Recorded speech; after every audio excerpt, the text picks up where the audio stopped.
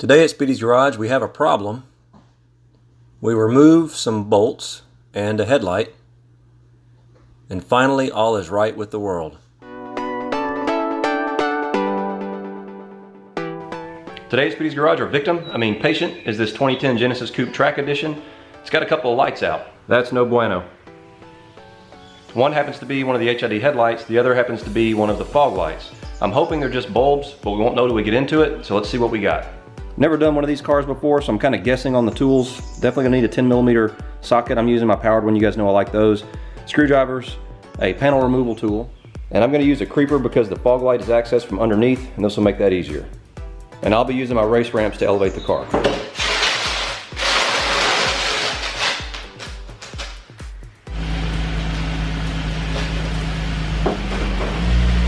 I'm gonna start with the fog light because it looks like it's gonna be less fun. So I don't have to be under the car. It's a couple of plastic tabs. I'm hoping I don't have to take the whole wheel liner out and I can just access it from here. So this one's a Phillips head. And then of course, they don't match, and you got one that you pull on this side.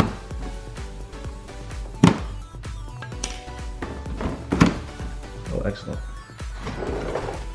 And that does give us access to the light. And when you look back at the light, this is what you're going to see. It's going to be a little bit tricky for me to show it to you as I disassemble it because space is at a premium here. But you basically disconnect this and then the bulb should twist out. And there's what the plug looks like. You just squeeze the sides and it'll pop right off. So here's the bulb out. It's a little bit tricky to remove, and it seems like someone may have replaced one of these before or damaged it messing with it, and they had actually glued it in place. So I'm gonna be working on a vehicle that you don't know the history of or that you haven't owned since brand new. This is some of the stuff you can run into. Hopefully it hasn't damaged the housing. We can just install the new bulb and be okay. Here's our new bulb. It's an 881 27 watt halogen. Don't put higher wattage bulbs in your fog lights. You can actually melt housings and cause other problems if you try to do that, so just stick with what the factory included. And with these bulbs, when you're handling them, don't touch the glass, just hold it by the actual connection. So just reinsert the bulb into the housing and turn it clockwise until it locks against the locking tab. You can kind of see it there in the right hand corner. When it touches against that, it's finished. And mine was glued in place, the original bulb, like I showed you, so it was a little bit tricky to get that out. However, if there's no problem like that, then you just turn it counterclockwise gently and it should easily come out of the housing. Ran a quick test to make sure the light worked. Now we can just reattach the fender liner. One down, one to go. Okay, moving on to the HID bulb. We access it from under the hood.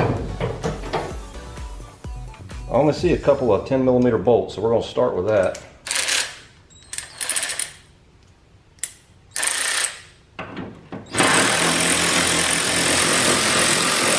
Okay, it's moving, so I think we can just take it out.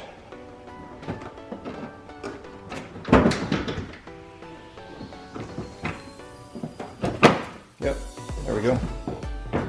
Now you got a couple of plugs in the back. There's a small one and a big one.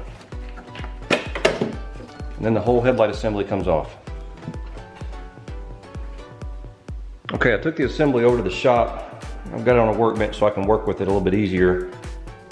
This is your HID bulb back here. This is the ballast that basically ignites it. You can tell it puts a lot of power through it because of the fins on it designating a heat sink. It also talks about high voltage and whatnot on there. I hope this isn't the problem because that's going to be more expensive than just a bulb. So I'm going to start by removing this Phillips screw, taking a look at the bulb. And it says open is that way, spring loaded.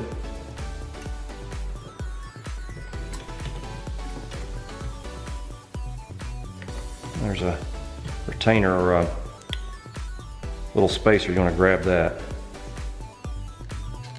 and it just unplugs. So I'm going to take a look at the bulb. Yep, as you can see the bulb is blown, so we'll just replace it. So here's the replacement bulb that we need. It's a D1S C1. 85 volt, 35 watt Phillips.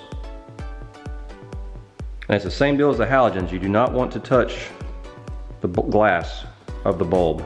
So be careful about that. Compare it to the original one, make sure they look the same, pins look the same, connectors look the same. I'd say they're good. So there's the back of the original for someone that might want to know what it said. Here's the back of the replacement Phillips.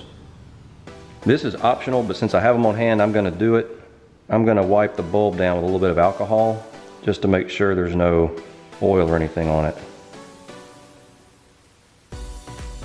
Now I'm going to reinstall the little spacer. Again, being careful not to touch the bulb. Now I'm just going to reconnect it to the lamp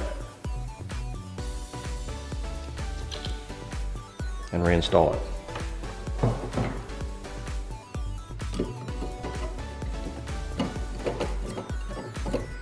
Now we're just going to reinstall the cover, and it has tabs on it that you'll line up in slots on the housing.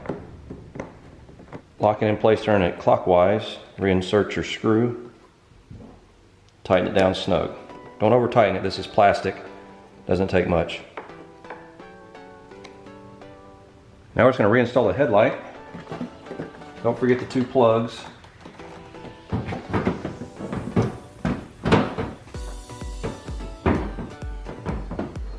And it seemed like it came out with the front edge coming out last. I'm going to put that in first. There we go. And now just reinstall your 2 10mm bolts.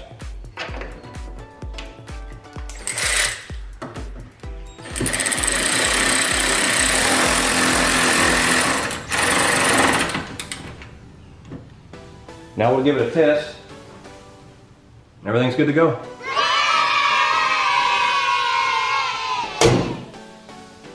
Okay, so that's all there is to swapping out some HID headlight bulbs and halogen fog light bulbs. Some people seem to get intimidated by the lighting systems on newer cars, but actually they're easier to work on than maybe some of the older stuff might have been. You really just need to keep a couple of things in mind. Number 1, don't touch the glass. Number 2, make sure the lights are cool to the touch. Do those 2 things and you should be A-okay. For this particular vehicle, I was curious, so I did call the dealership to ask what they would charge to replace these bulbs, and they wanted about $80 a piece for labor, plus they upcharged the bulb. I found the halogen bulb online for like $6 or $7, and the HID bulb was about $50, and then 20 minutes of my time, literally like 20 or 30 minutes, I had this completely done. Certainly wasn't worth paying someone $160 to swap these bulbs out for me. This is one of those great projects if you're not used to working on cars that you can get your feet wet. It takes minimal tools and minimal skill. So I recommend you try it yourself first, and if you can't do it at the end, take it to the dealership and let them swap them out for you, but at least try. And remember what I always say, if I can do it, you can do it. If you like this video, be sure to hit subscribe in the bottom right hand corner to see more like it. Check out my website, www.speedysgarage.net, for some other projects. We'll see you out there.